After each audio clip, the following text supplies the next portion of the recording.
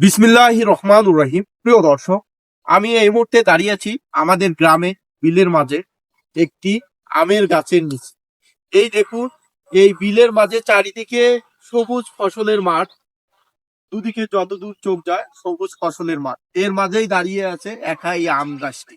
এই আম গাছটি একাই ফল দিয়ে যাচ্ছে, ফুল দিয়ে যাচ্ছে এবং প্রতীককে ছায়া দিয়ে যাচ্ছে। অর্থাৎ এই বিলে যারা কাজ করে সারাদিন ক্লান্ত হয়ে একটু বিশ্রামের জন্য এই আমের গাছের নিচে ছায়া অথবা বিশ্রাম নিয়ে থাকে। আর এই আমের গাছটি উদার মনে ফুল ফল ছায়া দিয়ে সবার উপকার করে যাচ্ছে। আমাদের জীবন এমনি হওয়া উচিত। যেমন একাই আমের গাছটি তার সাধ্য মতো উপকার করার চেষ্টা করে যাচ্ছে, আমাদেরও উচিত আমরা একাই যতটুকু পারি মানুষের উপকারে, মানব কল্যাণে, এই সমাজের জন্য কাজ করে যাওয়া দরকার। সবাই ভালো থাকবেন, সুস্থ থাকবেন। আল্লাহ হাফেজ।